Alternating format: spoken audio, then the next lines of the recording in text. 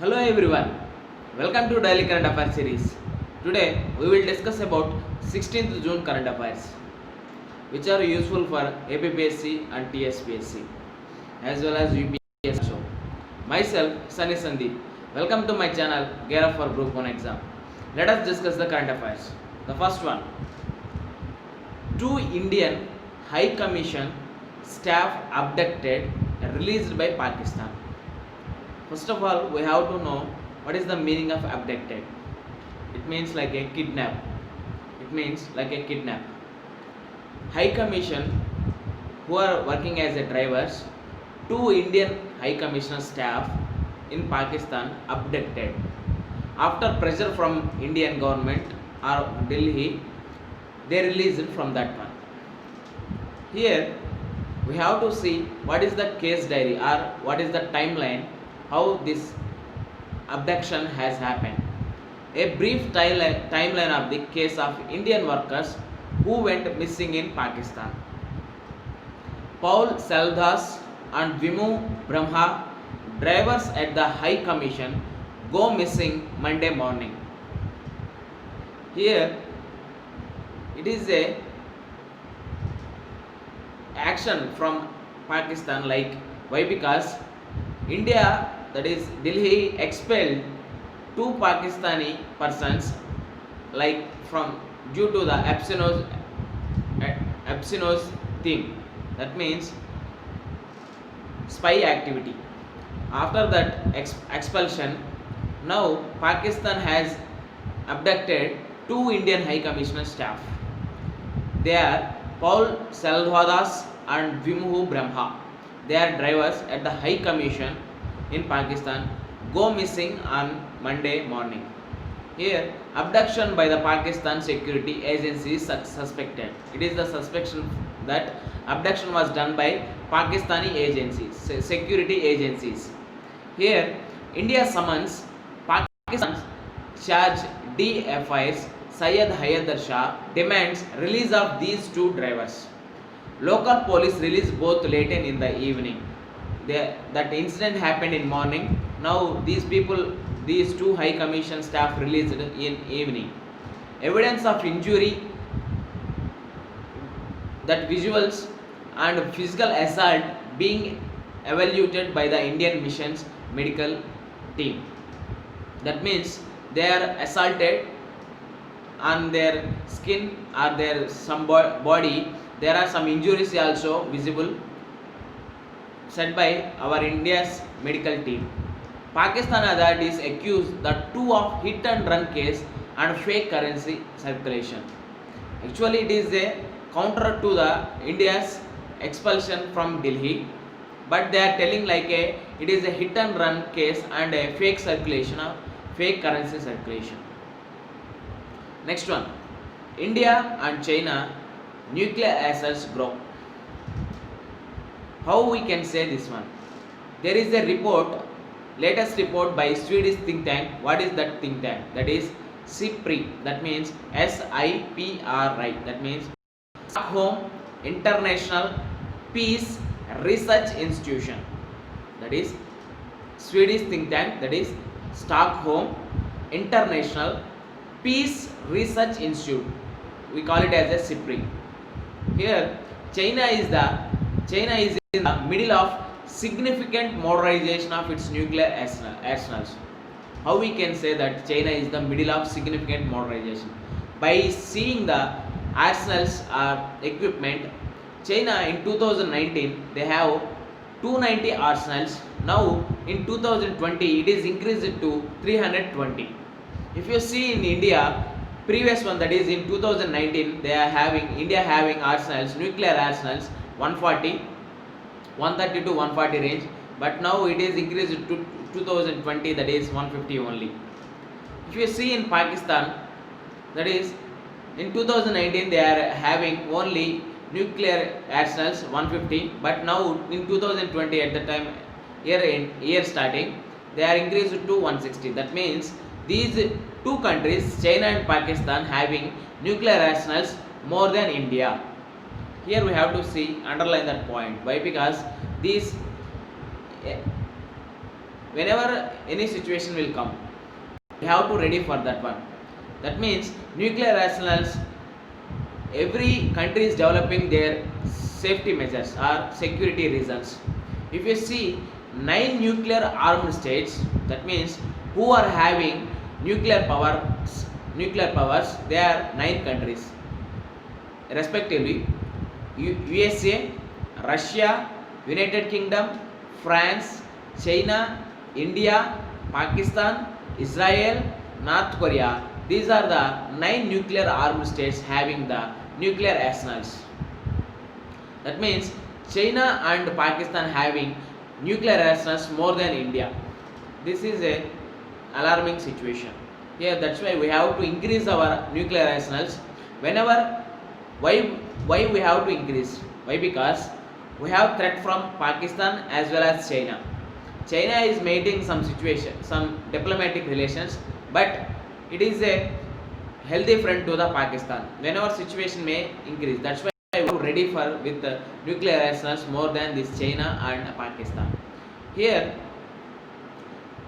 these 9 nuclear armed states having in 2019, that is almost 13,685 nuclear arsenals are having.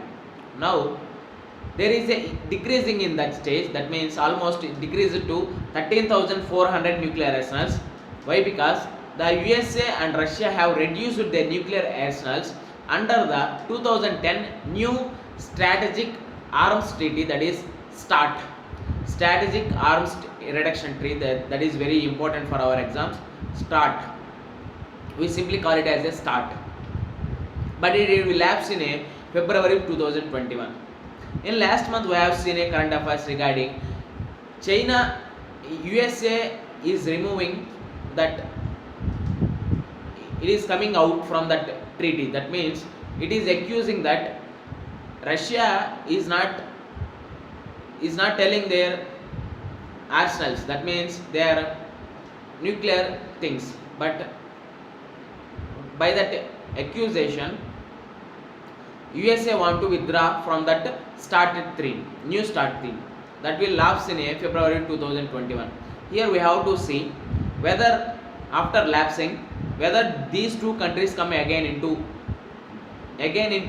a agreement or they will differ.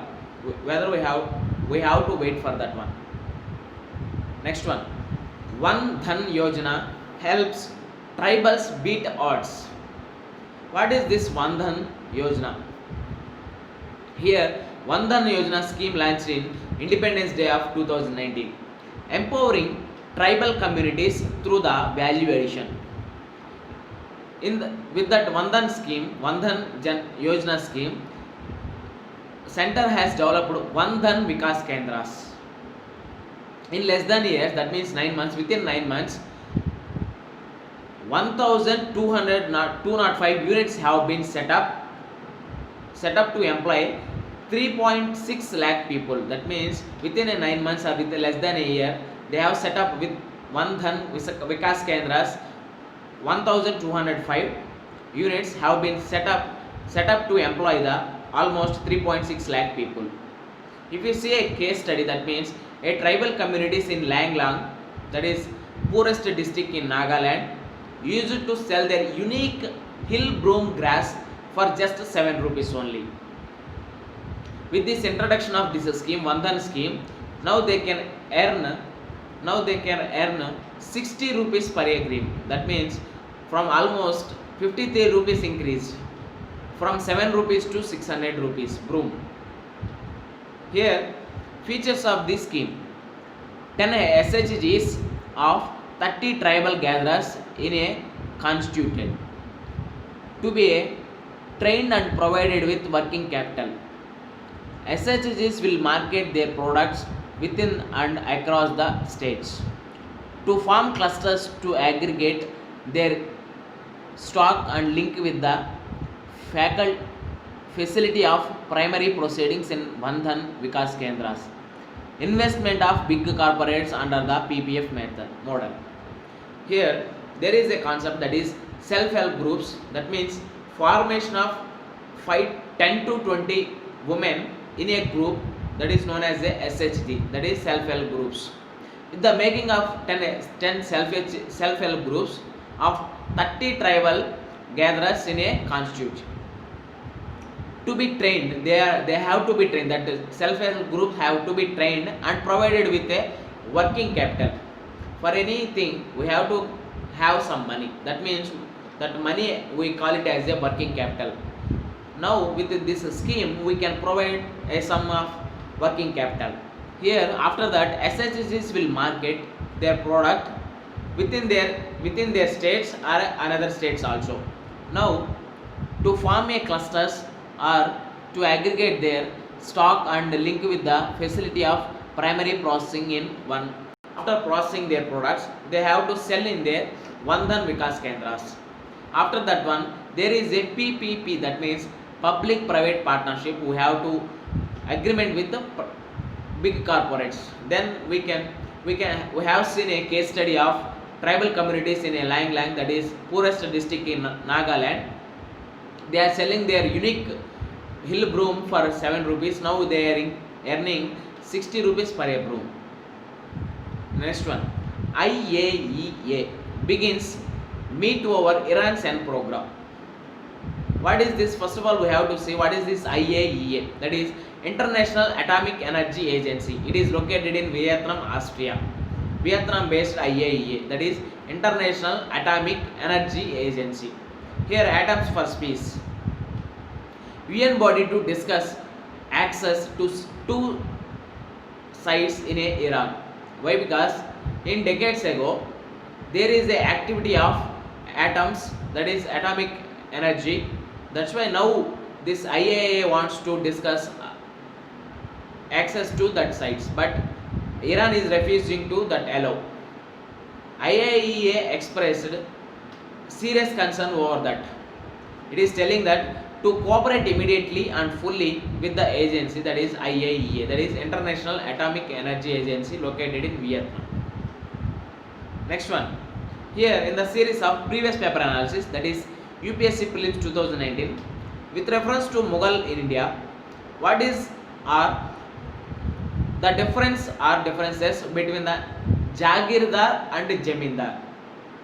Here first option is Jagirdars were holders of land assignments in lieu of judicial and police duties, whereas Jamindars were holders of revenue rights without obligation to perform any duty other than revenue collection. Here second option, that is land assignments to Jagirdars were hereditary and revenue rights of Jamindars were not hereditary. Here we have to distinguish between these two words, that is one is Jamindars and second one is Jagirdars. What is the meaning of Jamindars? That means they are having much land, more land. That means from that they can get something, or like taxes. Jagirdar means who are collecting under the rule of Mughal or any kingdom. They are known as Jagirdars. Who are having land is known as Jamindars. Who are collecting revenue or taxes is known as Jagirdars. Here in first option it is ulta, that means reversed. Jagirdars were holders of land assignments in a lieu of judicial and police.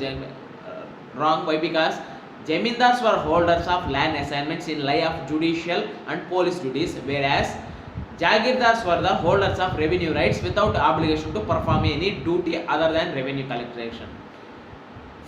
That's why first one is wrong. Land assignments to Jagirdars were hereditary. No, that land assignments belongs to Jamindars only. That's why second option also right. Select the correct answer using the code given below. A 1 only, B 2 only, C both 1 and 2, D neither 1 nor 2. Here right option is D, that is neither 1 nor 2. Why? Because these two options are also wrong. With this we can conclude our video. Thanks for watching. Like, share and subscribe to my channel. Gear up for Group 1 exam. This is Sunny Sandeep signing out. Take care. Bye bye.